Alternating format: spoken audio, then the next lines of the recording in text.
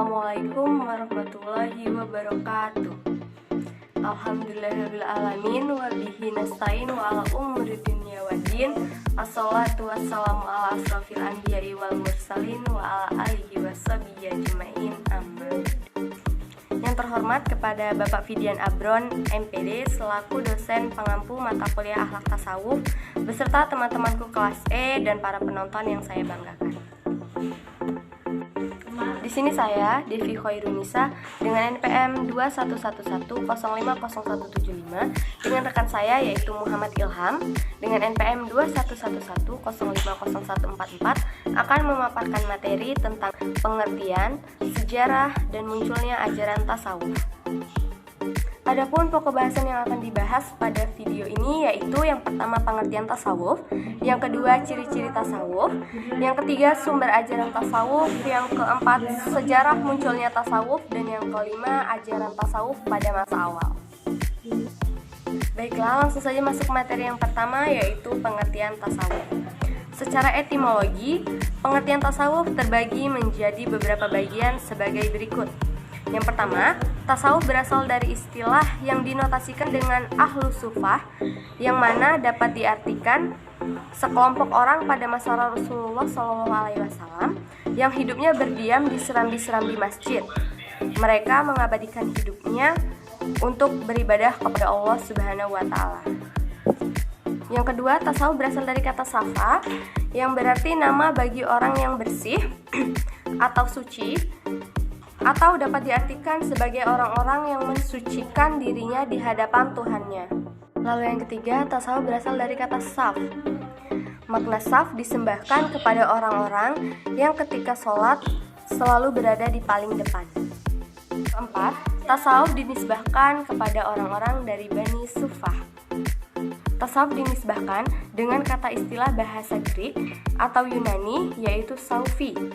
Istilah ini sama maknanya dengan kata himah, yaitu kebijaksanaan. Lalu yang keenam, tasawuf berasal dari kata saufana, yaitu merupakan sebangsa buah-buahan kecil yang berbulu dan tumbuh di padang pasir di tanah Arab. Terakhir, tasawuf berasal dari kata suf, yang berarti bulu domba atau wool. Dari beberapa terma di atas, terma ketujuh yang lebih mendekati tasawuf yaitu terma suf. Sedangkan tasawuf secara istilah atau terminologi disimpulkan oleh Al-Junaidi sebagai berikut.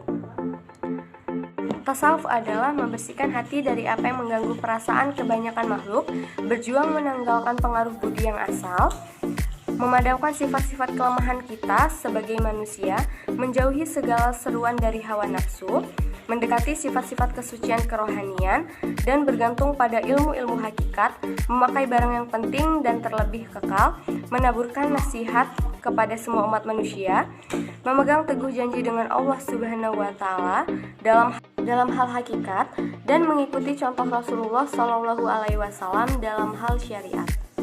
Dari beberapa pengertian tersebut, dapat diambil kesimpulan bahwa tasawuf adalah ilmu yang mempelajari, usaha membersihkan diri, berjuang memerangi hawa nafsu, mencari jalan kesucian yang ma'rifat menuju keabadian, saling mengingatkan antar manusia, serta berpegang teguh pada janji Allah Subhanahu wa Ta'ala dan mengikuti syariat Rasulullah SAW dalam mendekatkan diri dan mencapai keridhoannya. Yang kedua yaitu ciri-ciri tasawuf. Menurut Abu Al-Wafa Al-Ghanimi At-Taftazni, secara umum tasawuf memiliki 5 ciri, yaitu sebagai berikut. Yang pertama, memiliki moral. Yang kedua, pemenuhan fana sirna dalam realitas mutlak. Yang ketiga, pengetahuan intuitif langsung. Yang keempat, timbulnya rasa kebahagiaan sebagai karunia Allah Subhanahu wa Ta'ala dalam diri seorang sufi karena tercapainya makomat atau makam-makam atau beberapa tindakan. Dan yang terakhir, penggunaan simbol-simbol pengungkap yang biasanya mengandung pengertian harfiah dan tersirat. Hakikat tasawuf adalah perpindahan sikap mental, keadaan jiwa dari suatu keadaan pada keadaan lain yang lebih baik, lebih tinggi, dan lebih sempurna. Suatu perpindahan dari alam ke alam rohani dalam rangka menyucikan jiwa demi tercapainya kesempurnaan dan kebahagiaan hidup tersebut. Diperlukan suatu riyadah atau latihan dari satu tahap ke tahap lain yang lebih tinggi Jadi, kesempurnaan rohani tidaklah dapat dicapai secara spontan dan sekaligus. Semua sufi sependapat bahwa untuk mencapai tujuan dekat atau berada pada kehadirat Allah Subhanahu wa taala, satu-satunya jalan hanyalah dengan kesucian jiwa. Untuk mencapai tingkat kesempurnaan dan kesucian jiwa, diperlukan pendidikan dan lakal yang panjang dan bertingkat. Baik, di sini saya akan melanjutkan materi dari saudari Devi. Materi yang ketiga yaitu sumber ajaran tasawuf. Sumber utama ajaran tasawuf adalah Al-Quran dan Al-Hadis. Al-Quran merupakan kitab Allah Subhanahu wa taala yang di dalamnya terkandung muatan-muatan ajaran Islam, baik akidah, syariah maupun muamalah. Ketiga muatan tersebut banyak tercermin dalam ayat-ayat yang termaktub dalam Al-Quran. Ayat-ayat Al-Quran itu di satu sisi memang ada yang perlu dipahami secara tekstual lahiriah, tetapi di sisi lain ada juga yang perlu dipahami secara kontekstual rohaniah. Sebab jika dipahami hanya secara lahiriah, ayat-ayat Al-Quran akan terasa kaku, kurang dinamis, dan tidak mustahil akan ditemukan persoalan yang tidak dapat diterima secara psikis. Al-Quran merupakan kitab yang di dalamnya terdapat sejumlah ayat yang membicarakan tentang inti ajaran tasawuf. Ajaran-ajaran tasawuf yang terkandung di dalam Al-Quran seperti tentang khauf, raja, taubat, zuhud, tawakal, syukur, sabar, ridho, ikhlas, ketenangan, dan masih banyak lagi yang dijelaskan di dalam Al-Quran. Al-Quran antara lain berbicara tentang kemungkinan manusia dapat saling mencintai mahabbah dengan Tuhannya, sebagaimana terdapat dalam Al-Quran surat Al-Baqarah ayat 115, di mana ayat ini bagi kaum sufi mengandung arti di mana saja Tuhan ada, di sana pula Tuhan dapat dijumpai. Allah Subhanahu wa taala pun akan memberikan cahaya kepada orang-orang yang dikehendakinya. Sedangkan Al-Hadis banyak membicarakan tentang kehidupan rohaniah, sebagaimana ditekuni oleh kaum sufi setelah Rasulullah SAW. Dalam hadis Rasulullah SAW banyak dijumpai mengenai hal-hal yang membicarakan tentang kehidupan rohaniah, sebagaimana ditekuni oleh kaum sufi seperti setelah Rasulullah SAW. Dua hadis yang diriwayatkan oleh Bukhari dan Muslim. Sembahlah Allah seolah-olah engkau melihatnya, maka apabila engkau tidak melihatnya, maka ia pasti melihatmu. Yang kedua yaitu siapa yang kenal pada dirinya, niscaya kenal dengan Tuhannya. Dua hadis inilah yang menjadi landasan kuat bahwa ajaran tasawuf tentang ajaran rohaniah bersumber dari ajaran Islam, seperti yang dikutip Muhammad Hafium, teori asal-usul tasawuf. Kemudian materi yang keempat, sejarah munculnya tasawuf. Perkembangan tasawuf terbagi dalam 3 tahapan. Yang pertama, periode pembentukan dengan menonjolkan gerakan-gerakan zuhud sebagai fenomena sosial. Periode ini dipelopori oleh para sahabat, tabi'in dan tabi'in tabi'in. Pada periode ini fenomena yang terjadi adalah semangat untuk beribadah dengan prinsip-prinsip yang telah diajarkan oleh Nabi Muhammad SAW. Untuk kemudian mereka mencoba menjalani hidup zuhud. Yang kedua, memasuki abad kedua dan ketiga Hijriah, tasawuf kembali menjalani babak baru. Pada periode ini, tema-tema yang diangkat para sufi lebih mendalam.